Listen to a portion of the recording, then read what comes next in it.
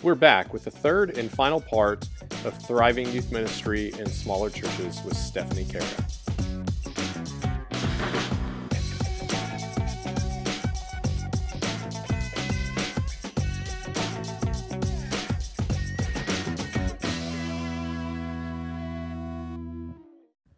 Okay, let's look at some advantages and disadvantages.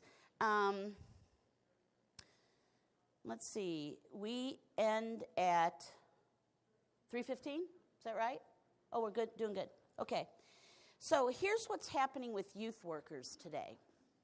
Just so you know, as you're maybe in your church planning for what could be happening in hiring someone.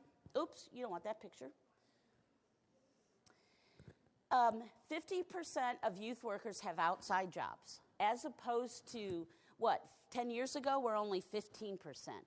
This is an indication of the downsizing of youth staff, because more and more of us have to get other jobs because we're going part-time as opposed to full-time. I think I'm really glad that I did the majority of my ministry already by now, because it's going to be harder and harder to get a full-time job in youth ministry. Mark DeVries, our president, so much believes in this that he's got this project, Joseph's Project, where he coaches people, youth workers, in figuring out what's another way that you can do something you love, kind of entrepreneurial business, so that you can keep yourself in the ministry that you also love. Because we're gonna have to store up some treasures to be able to stay in this thing for the long haul. Okay, and then the next thing is average full-time pay for a male. Okay, these are not my figures, but average full-time pay for a male in full-time in youth ministry is $42,800. The peak was 5 years ago at $46,000. Average full-time pay for a female in youth ministry is $27,500. Peak was $36,000. Thoughts about that? Ideas? Anybody? Yeah, what do you think? Oh, okay. It used to be closer. It's widened back out again. I don't think this has as much to do about paying women less as much as it has to do with what's happening inside churches. And hear me out on this. As I said, more churches are hiring duo roles. So there's more like youth pastor and children's pastor jobs. And when you recruit for a job like that, it seems as if more women feel comfortable in the duo role than men feel going from just being full-time youth ministry to being full-time youth and children's ministry. That's an overgeneralization, but it's a trend I see. So you can quote me on it, but you can't. But it's more of what I see and what I sense out there. Then the other thing I think is happening is that we're hiring from within our churches more. The children's ministry, the full-time director children's ministry expert market right now is extremely competitive. It is, if your church was a big church and looking for like a top-notch children's director, you are going to pay big money because they're hard to find. At the same time, we have a lot of churches that are finding that maybe the financial solution is to hire, a mom or a dad from within and have them work the children's ministry. So that's kind of our best guess at that. And so then the average salary in a small church is $16,000 or less. Is that helpful? I don't know. If you don't, it's not helpful if you get paid more already, but.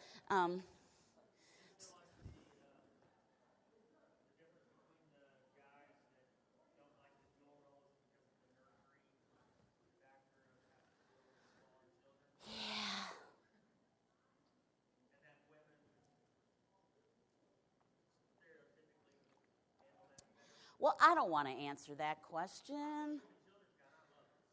Yeah, I think, what's that? I, I think we haven't had the culture of it. That's what I think. I think it's more cultural. I don't want to say that one is better than the other because when I've seen very effective male children's leaders, I just don't think we've had the culture of it, so it's scarier now that we're in the shift of it. Yeah, right here.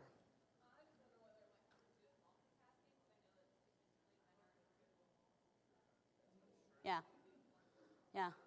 I mean, even while she said that, she was getting her grocery list ready. That's how good she is. In the back, right here. Yeah.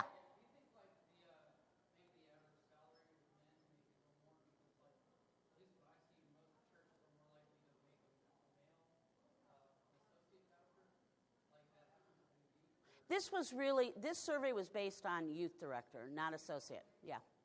And you can find that in Groups Magazine. It's like by areas and all of this. But this is just to help you if your small church is thinking of having to hire. So here's what I'd like you to do. I want you to go back to talking to the people you were talking with before, or if you already don't like them, you are welcome to move. But here's what I want you to come up with a list. In your small churches, in your small church settings, I want you to make two lists. The first one would be, what are the advantages that you see, that you find in being in small church youth ministry? Because there are big advantages. I'd also like you to come up with a list, what are some of the disadvantages of small church ministry? So you'll have just about 3 minutes or so, but take 3 minutes and kind of 3-4 minutes, talk about that with the folks around you. Come up with two lists, and I want to hear your feedback. All right, ready? Break. All right, folks. What'd y'all come up with? What are some of let's just look at the advantages. What are some of the advantages of doing youth ministry in a small church? Yes, right back there. What's your name? Jim. Absolutely. You can know each name and you can do turf visits. Absolutely. Love it. What else?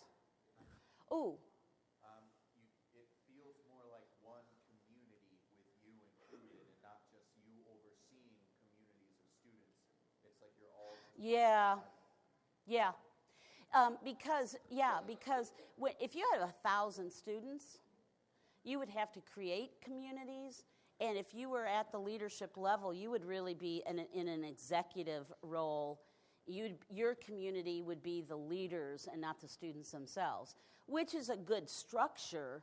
It's just different than some of the reasons some of us got in youth ministry. Yeah. What's your name? Allison, otherwise known as multitasker.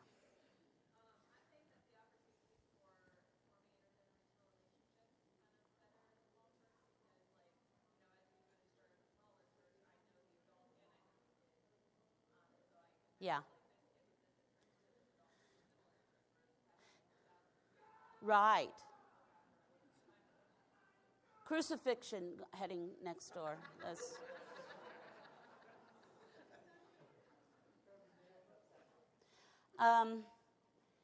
In a small church, integration is so much easier, and not only is it easier, you have to do integration.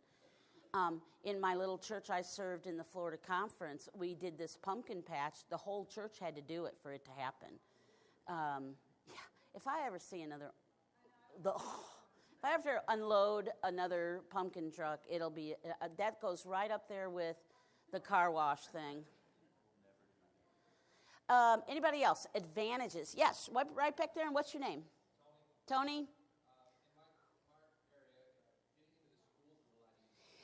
Yeah. Are you in a small town or a smaller? It's easier in a small town, I think, because people do know you, and you don't look like a creeper.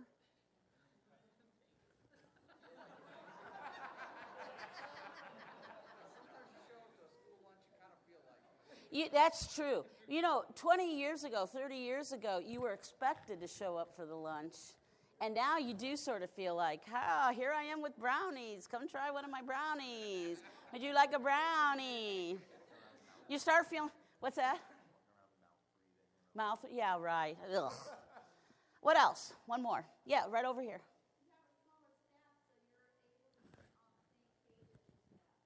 Yeah, you have a smaller staff. You have a smaller everything. Yeah, easy to do a group picture. Is that what you said? That's awesome. Okay, so here's some of the things I put down, and they're ones that you thought of as well. You can know every kid's name, and I want to challenge your church because I'd challenge mine. Not only can I, the youth director, know every kid's name, but if there are only 10 kids in my church, darn it, every single adult in that church ought to know every kid's name. And it isn't the youth's responsibility to make that happen. We are the grown-ups who took vows at many of their baptisms or whatever that says we'll order our lives after the example of Christ to surround this child. And so I think it's so much easier if you've got 10 kids, just find ways to make their names always come before the students. It's also easier to do turf visits. And I think one of the things that can happen in a small churches are trying to do too many things, so they'll do like 10 things really mediocre, when really they should probably do just 3 things really great. And that includes our calendars. Like, we're coming up to the perfect time of year as an example. Every high school in our community is having some kind of Christmas concert. Well, and the church wants to have some kind of Christmas party. Well, imagine the effect it would have if you combined the two things together. You created this dinner and a show night. So there was some kind of dinner served at the church, or maybe you provided transportation for all the little old people to go to the early bird special at Bob Evans, and then that got them to the high school. And because they haven't been in the high school a while, so they might be kind of nervous getting there, but somebody would get them there. And then they would enjoy that high school concert, which would be awesome.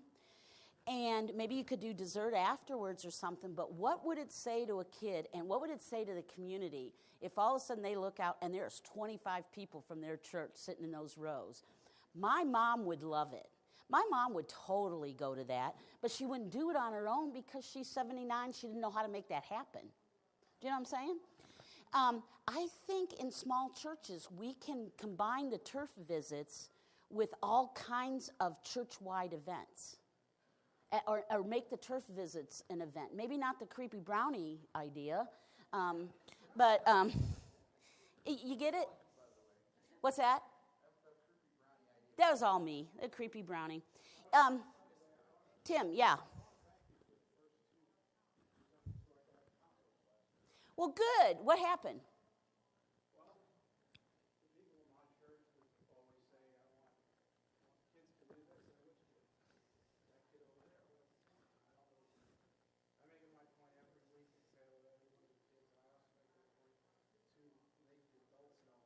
Yeah. The second one was turf visits. The kids, I have high schoolers, and 2 of them went up to the other through there. Very good one. We actually wound up with friends. We actually had 22 kids show up for that. Isn't that awesome? And, you know, like, my favorite activity is a middle school orchestra concert. They're awful. They're so bad, they're awesome. Yes, Chris? How do you deal with when you're in a small town, your church draws from like 4 or 5 different schools? Yeah, you do the best you can. You just do the best you can. It is what it is. You know, and some of this you have to translate into, sometimes you have to figure out which school is the largest percentage. If it's even, if you got one kid that goes here or there, that's when you do the turf visit. But the church-wide has to probably hit the most mass that you can. Even if that's just 2. But it's a great event for your church, you know, because 10 of the little old ladies got a great production of Beauty and the Beast, and they got to see a couple of the church kids, and they had pie at Bob Evans, and I don't know, I got Bob Evans on the brain, but anyway, that's because that's where I think old people go. I don't know. The details are easier in a small church setting. Can you imagine taking 10 kids on a fall retreat as opposed to taking 1,000? It's just so much easier. And then if all of a sudden, I always picture like this, you can make quicker course directions. Now, never change things at the last minute without being absolutely sure every single kid who could have possibly come knows the change in plans. But I always imagine that, there's me and my 9 kids, and someday Toby Mack is going to call me. I don't know Toby Mack, but he's going to call me one day and say, hey, yo, I got tickets for you to my concert tonight in Houston. Bring your youth group. I could make that happen like that, but not with 1,000 kids or not with 100 kids. I mean, I dealt with, for 7 years, 200 kids in my youth group, and the details were a nightmare. We could never make an on-the-spot change because it would just potentially leave too many kids out. I think that also in smaller settings, I think our kids are less fussy. I don't know why. I just think they have less of that entitled cool thing. They're just so happy to be together. Do you know what I mean? They're just so happy to I'm just so happy I have my 8 other friends here at church, and almost to the point where they're so happy with each other that if a new one comes, it's hard to break in. That could be. Now, what were some of the disadvantages you came up with? Yes, right here. What's your name? Jordan. What'd you come up with? Whenever there's a game or something going on and it kills a program, like if you have something on Wednesday nights and there's a game on Wednesday nights, Yeah. you end up with 2 kids. Yeah. The critical mass number thing is just so difficult. It could be that there's a couple of ways to look at it. Number one, you have to make sure that you're as aware of calendars as you can be. And if you missed something big, like it was homecoming weekend, then shame on you. But if it's just football season and it is going to be what it is, I'm from Katy, Texas, where football is at the left hand of God. You just have to plow through. Or you make smart ways to connect with kids. With Google Hangout available, I don't know why we worry so much about sports, because we could be doing a 9 o'clock study with kids on Google Hangout. I think you get up to 10 before it costs something. And you could just be doing an online study with the football kids, and that would be kind of cool. They would actually do it. Google Hangout, it's just part of Google's program, Gmail. And it's just online. You just see each other and you talk and you do your study together. It's just a chat place, video-based.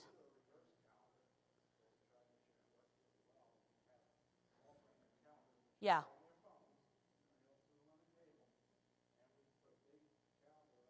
Sure. We might have talked about that last year even.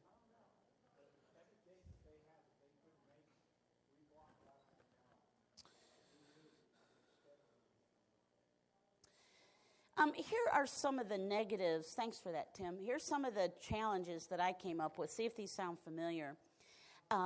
When you're in a small church, teaching that Sunday school class is tougher. You also have less resources available. So you got to get creative. Like you take your kids on a mission trip and you want to put a great mission video together. If you're in a church with 1,000 people, you've probably got some people with some video editing skills. But you may not have that in a smaller church. So the secret is you just got to create a good network with other small churches or make friends with a big church and just borrow back and forth. And I've just never found a big church to say no when they were asked. And, you ask the right things and you just say, we need some help with this. The next thing is it is hard to teach that Sunday school class because, see if this sounds familiar. You got 4 kids in that Sunday school class, and they're all 6th to 12th grade. So there's the one weird 6th grade boy that won't put down his whatever he's playing. And then you got the 2 8th grade girls, and only one of them is there because they were both forced to be there because they want to go to the mall after church. And Mom said, you got to go to church or I won't take you to the mall. And one of them spent the night, so she's stuck coming to Sunday school. And then the senior is a senior guy, and he doesn't want to be there, but he's the preacher's kid, so he has to come. So how do you teach that? It's not easy. The way I think the best that I can say with that is that because when you want to, it's the opening part you teach and the closing part you teach can be similar. Where I think you can handle it, the age difference, is you have to have, of course, another adult in the room with you, and you break them out into different age level appropriate small group questions. So that one adult would take the high school age kids or kid and have conversation at that high school level based on the topic. And then the other adult, you or whoever, would take the middle school kids, and you have the same amount of time for questions based on the lesson, but they're more age level appropriate. And then you close it back together. And that's about the best way I think you can deal with that. Because you won't find a curriculum. Curriculum is not the answer. In fact, curriculum is never the answer. There are bad curriculums, okay curriculums, or good curriculums. What makes a good curriculum great is teaching. So the effort needs to be in the teacher, not in finding the magic bullet of curriculum. Does that make sense, folks? Yes, Michael. Okay, so I have a middle school Sunday school, essentially because of confirmation and stuff. It's Yeah. essentially one student. Yeah. One sixth grade boy shows up maybe twice a month.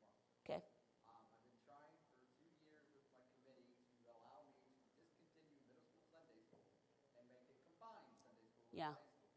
But they keep raving that middle schoolers are not emotionally able to. Yeah, I would tell them there's ways to handle that. That one middle school kid would function better when there was more kids, but we can talk about that afterwards. I'm going to just cover these two. We know that it's harder to staff that. When you get to the point where you want to staff in your small church for your youth ministry, there is less of a pool for 10 hours a week, etc. And then last but not least, when you're in a small church, you know how there's always that one family? You know, they're like 8 generations in the church. And it's okay when you're a member of that family, but if you're not a member of that family, and let's just say, you know, it could happen that you're doing a pumpkin patch and one of the kids in that family's throwing pumpkins at, you know, cars going by, and you say that's a bad thing and they won't stop and you send them home, and you're not a member of that family. You could get in trouble, but I got a new job.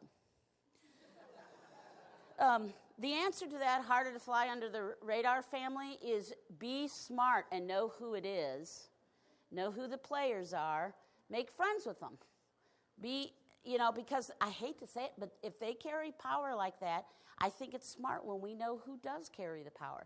I'm not saying you have to give up your Christ-like principles, but I think if you ignore who does work like that in your church, the more buy-in you get from them, the better off you'll be. Okay, here's my contact info. I just want to give that to you so that, were we supposed to do something with these?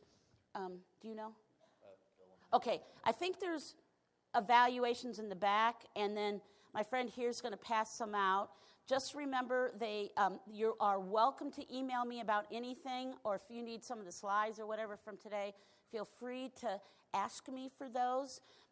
Thank you so much for serving in a small church. What you do makes a difference. Those 2 grandkids I told you about, they are in a very desperate situation with a mom who is practicing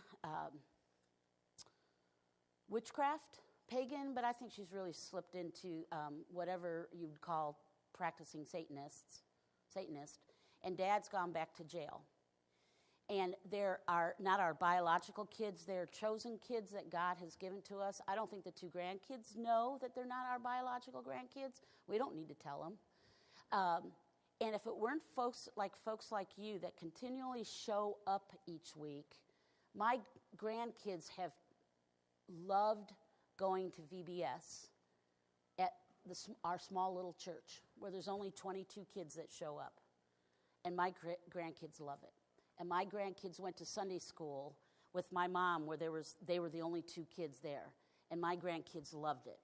And they feel loved and they accept it. And even though my grandson says, I'm only going for the food, Grandma. But But he loves it, and he's excited, and he comes home, and he feels loved. And that's because of people like you. So thank you so much. Fill out those evaluations. Leave them in the back. Don't let it bother you that I have 7 kids that need shoes and college education. Whatever. I don't, I'm just messing with you. Thank you so much, and we'll pass these out. Thank you, and have a great night.